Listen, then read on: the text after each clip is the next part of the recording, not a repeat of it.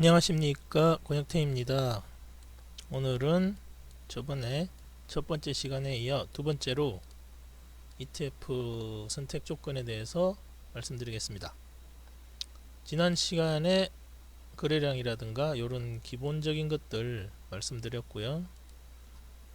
두 번째로 실제적으로 어디에서 찾아볼 수 있는지, 그리고 왜 인덱스인가에 대해서 여기까지 말씀드리겠습니다.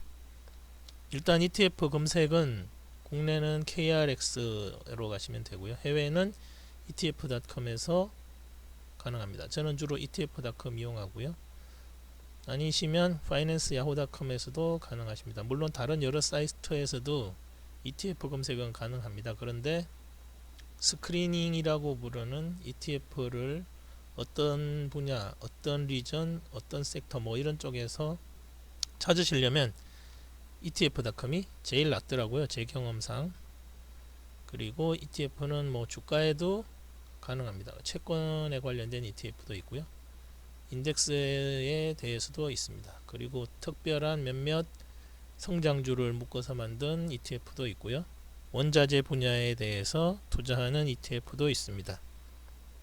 그런데 개인분들은 이 중에 하나만 알기도 사실 매우 힘든 셈입니다. 개별 주가는 어떻게 그런 걸 알겠습니까? 그죠? 신도 모른다고 흔히들 세상에 퍼져 있지 않습니까? 채권은 그나마 낫죠. 채권 펀드는 또 다른 얘기고요. 금리에 투자한 뭐 ETF라든지 이런 쪽은 그런 쪽은 그나마 좀 안전하겠죠. 인덱스는 그나마 이제 제가 여기서 설명드릴 내용인데, 다음번에 가장 안전한 쪽에 속합니다. 물론 손해가 안 본다는 얘기는 아닙니다. 손해 보는 구간은 반드시 존재하고요, 반면에 이익 보는 구간도 반드시 존재합니다. 주가는 안 그러냐고요? 주가는 회사가 망해버리면 휴지 조각 되죠. 채권은요? 채권은 글쎄요, 채권은 요즘처럼 제로금리인데 뭐 채권에 투자해가지고 돈 벌기가 쉽지는 않습니다. 물론 채권형 펀드 가격이 엄청나게 변동성이 심한 채권도 있거든요. 그런 쪽에 전문적으로 투자를 할 능력이 있으면 하시면 되지만, 채권도 금리에 따라서 완전 반대로 가는 채권 쪽에 투자하시면 얘도 원금 날리기 십상입니다. 독일에서 발생한 제로금리 관련한 DLF나 이런 거 보시면 아시죠? 원자재도 마찬가지입니다. 원자재는 수요 공급 중에 공급자 우위의 어떤 그런 상품이라 제대로 된 수요 공급 곡선을 머릿속에 그리고 투자하시면 큰일 납니다. 또한 뭐 원자재는 대부분 다 실물 인수도 방식이기 때문에 돈이 있다고 되고 뭐 그런 게 아니거든요. 우스갯소리로 말씀드리면 유조선이 필요하실지도 모릅니다. 아무튼 이런 대부분의 분야에 투자가 가능합니다. 그래서 말씀드리려고 하는 것은 요 모르는 분야에 투자하는 것은 삼가하셔야 된다는 겁니다. 주식 투자와 달리 정권거래세는 없지만 배당소득세가 있습니다. 국내는 배당소득세가 15.4%, 해외는 22%. 알아서 신고하셔야 됩니다. 사실 뭐 법적으로 그렇다는 얘기입니다.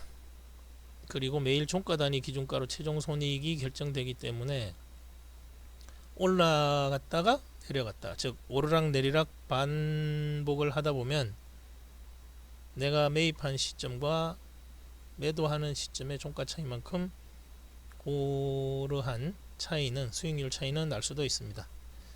이 뭐 트래킹이라는 ETF 상품군과 실물 사이의 가격차를 말씀드리는 겁니다. 100% 됐으면 좋겠지만 100% 되는 건 뭐 인덱스밖에 없고요. 나머지는 다 어느 정도의 트래킹 에러를 감안하셔야 됩니다.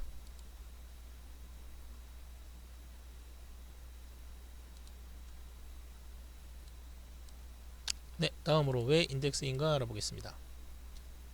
인덱스는 일단 경기 사이클하고 거의 같이 움직입니다. 개개인들이 얻을 수 있는 정보의 한계가 있죠.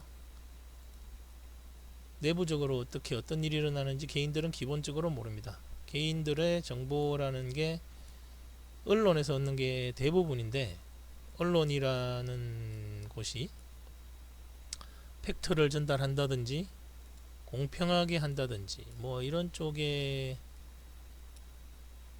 어떤 스탠스랑은 거리가 멀죠.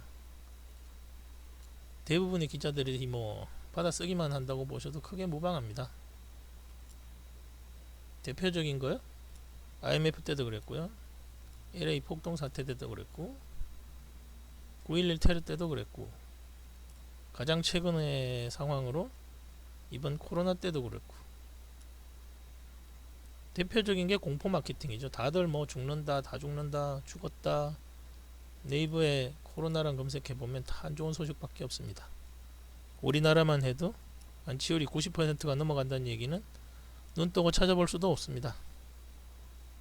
아무튼 개개인의 정보는 한정되어 있는 반면 그나마 객관적으로 알 수 있는 게 바로 거시경제 지표들이고요. 이런 것들은 정부에서 발표하기 때문에 뭐 나중에 조정치를 거쳐서 바뀔 수는 있습니다. 그러나 그만큼 개개인들이 알기에 충분히 객관적일 수 있는, 가장 객관적일 수 있는, 어떻게 보면 뭐 그런 거라고 보시면 되겠습니다. 그리고 손실 구간에서 대응 방법이 존재합니다. 롱숏 전략이죠. 뭐 지난번 코로나 사태 때도 써먹었던 건데 빅스와 어떤 지수를 번갈아 가면서 사고 팔고 하는 전략은 그때도 상당히 잘 통했습니다. 다른 뭐 주식은 물타기 하는 수밖에 없죠. 근데 개별 주식 물타기 해가지고 휴지 조각 되면 그냥 돈 다 날리는 거잖아요. 그러니까 이게 이제 어떤 투자 전략 면에서 어떤 확실하게 손해 안 보는 구간을 있을 필요가 분명히 있습니다. 그리고 그 방법을 알고 있어야 된다는 거죠. 그리고 인덱스는 분명히 이익이 나는 구간에 진입하는 시기가 있습니다. 이게 무슨 말이냐 하면 물론 이제 이 부분도 특별히 내수 경제가 심한 일반적 경기 모형에 준해서 움직이는 국가들에는 반드시 먹히는 전략입니다. 요게 뭐 경기가 오르락 내리락 하면서 다른 쪽에서 이런 것들이 먹히지는 않죠. 뭐 아프리카의 미개발 국가들에게 이런 것들이 먹히겠습니까? 내수 경제 중심으로 차근차근 돌아가는 미국과 같은 나라의 인덱스는 지금 뭐 단순히 그래프만 보시면 아시겠지만 엄청 우상향입니다. 왜 우상향일까요? 자본주의의 특성상 그럴 수밖에 없습니다. 내수 경기를 모형으로 돌아가는 국가는 다 대부분 비슷한 모양을 나타냅니다. 거기에도 또 중요한 경제적 지표가 있는데 그 분야에 대해서는 다음에 말씀드리겠습니다. 이 부분 이제 다른 ETF 분야라든 그쪽은 뭐 채권이나 개별 주식이나 이런 쪽 얘기를 하고 있는 거고요. 그런 상품들보다 말씀드렸다시피 매우 안전합니다. 인덱스는 그리고 선진국형, 특히나 미국 같은 경우는 부도 위험이 거의 없습니다.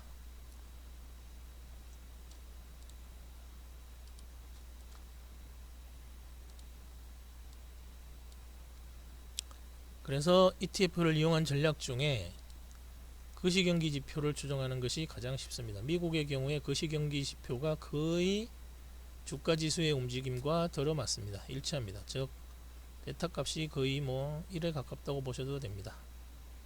물론 개별 주식에 관해서는 전혀 다른 얘기죠. GDP 상승분을 먹어가는 기업들은 대부분 대표적인 기업들이기 때문에 그렇습니다. 그리고 개별 주식이나 이런 분야에 투자하려면 여러가지 알아봐야 되는 것들이 필요하죠. 뭐 기업만 해도 재무제표도 이해할 줄 알아야 되고요. 그런데 인덱스는 국가별 산업별 자료가 이미 다 국가기관에 의해서 만들어지기 때문에 개개인 분들이 리서치를 할 필요가 없습니다. 세금만 조심하면 되죠. 15.4냐 22.4냐 금융소득세가 있냐 없냐. 요즘은 대부분의 국가에서 세금을 낮추고 있는데 우리나라는 올리고 있죠. 이런 것들도 좀 잘 조심하셔야 됩니다. 그리고 또 인덱스 ETF의 전문가가 되면 노후 준비나 배당 등 뭐 포트폴리오, 원하는 목표에 맞는 포트폴리오를 만드시는 게 그렇게 어려운 일이 아닙니다. ETF 중에 배당형 ETF들은 꾸준히 약 4에서 5% 정도 하고 있고요. 몇몇 ETF들의 특성을 보면 배당액이 줄어들지 않는 기업들로 이루어진 ETF도 꽤 됩니다. 연금을 받을 거냐, ETF를 사서 보유할 거냐. 물론 ETF를 사서 연금 전략으로 만들어서 하게 되면 산업별 사이클에 따라서 주식과 채권 비중을 좀 조절해야겠죠. 흔히 대부분의 패시브 펀드들이 하고 있는 전략입니다. 네, 시간이 오래돼서 일단은 여기까지 말씀드리고요. 다음은 주요 ETF 전략과 그리고 ETF 포트폴리오를 전략을 정해서 그리고 거기에 해당하는 어떤 국제금융에 대해서 어떤 요인들을 체크해야 하는지 잠깐 말씀드리겠습니다. 감사합니다.